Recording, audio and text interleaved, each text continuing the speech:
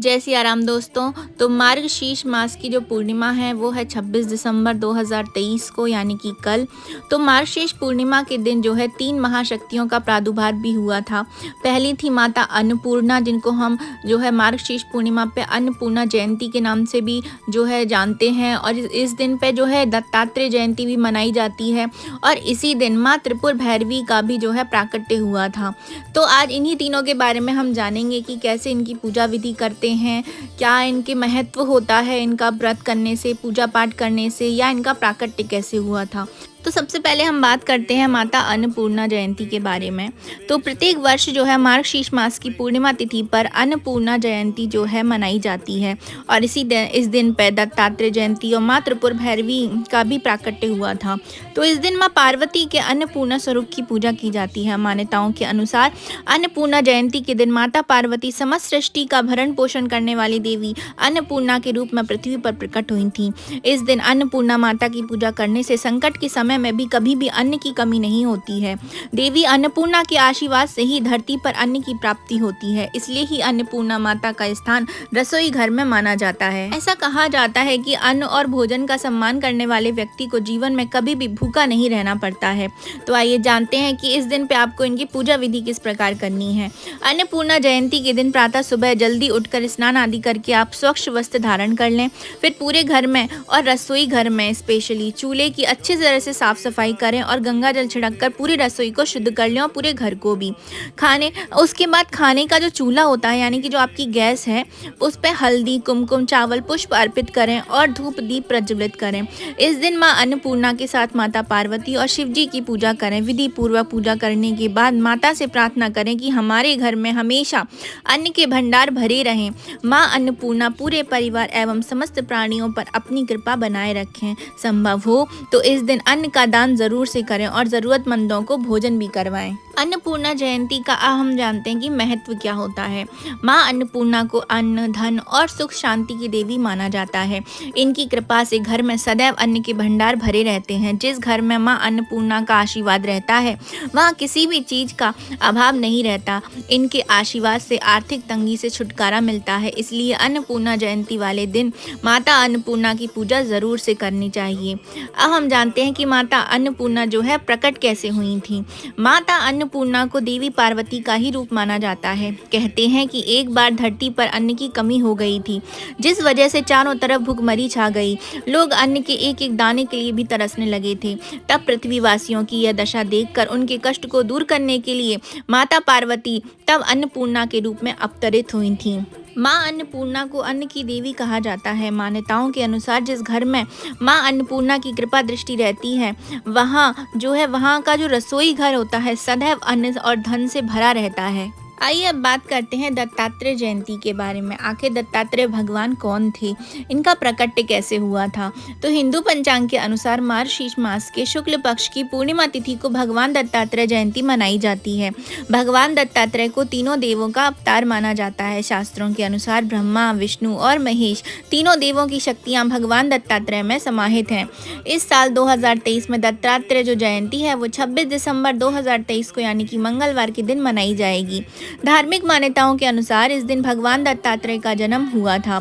दत्तात्रेय स्वरूप जो है भगवान का, उसमें वो ईश्वर और गुरु दोनों के ही रूपों में जो है वो समाहित है उनके अंदर, जिस कारण इन्हें श्री गुरुदेव दत्त भी कहा जाता है। मार्गशीर्ष मास की पूर्णिमा को प्रदोष काल में इनका जन्म हुआ था।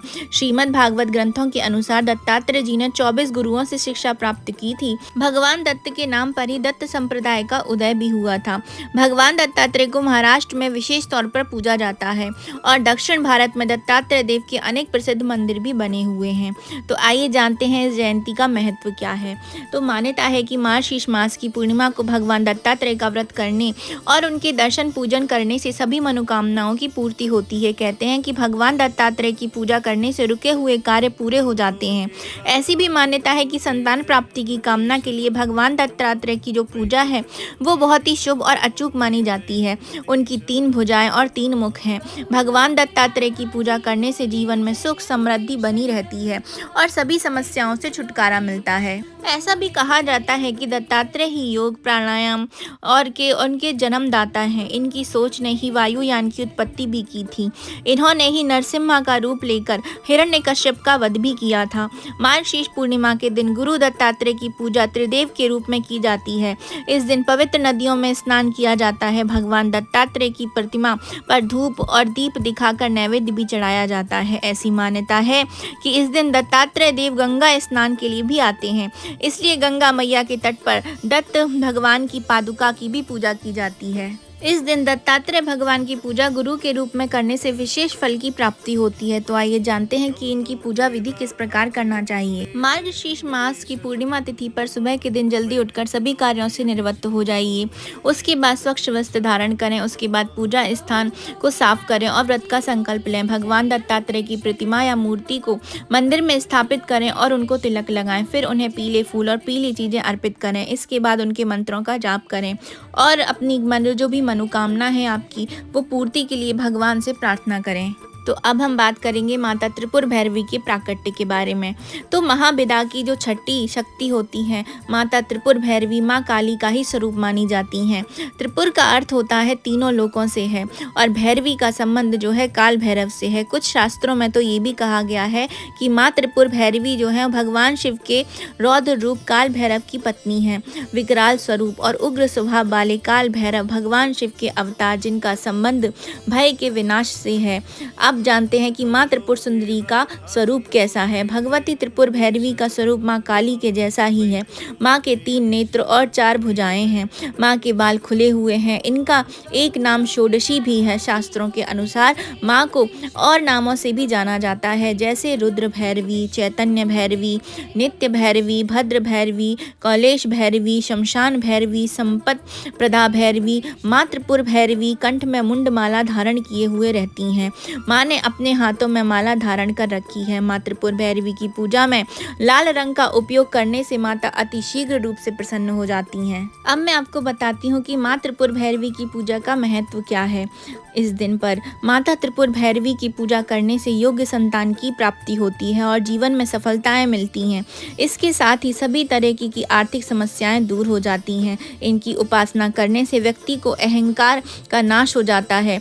इनकी उपासना से व्यक्ति को सफलता एवं सर्व संपदा की प्राप्ति भी होती है। साथ ही शक्ति साधना तथा भक्ति मार्ग में किसी भी रूप में त्रिपुर भैरवी की उपासना हमेशा फलदायक रहती है। काल भैरव भगवान की तरह इन्हें भी दंडाधिकारी कहा जाता है। शमशान भूमि, अस्त्र शस्त्र, मृत शव, रक्त, मांस, कंकाल, खप्पर आदि विध्वंसकारी चीजें देवी को प्रिय हैं।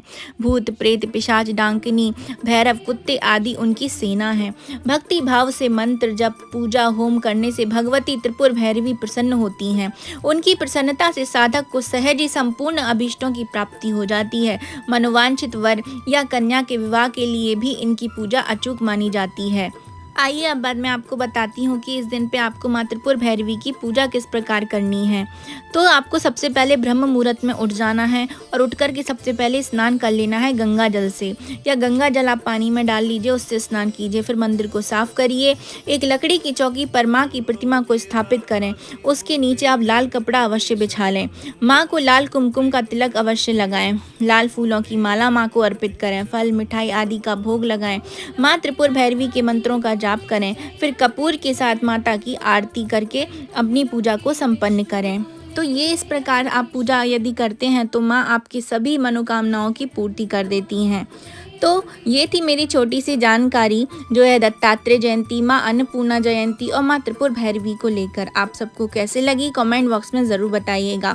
और ये भी बताइएगा कि आप लोगों को क्या पता था कि मार्गशीर्ष मास की पूर्णिमा पर ये 3 जयंतियाँ भी मनाई जाती हैं।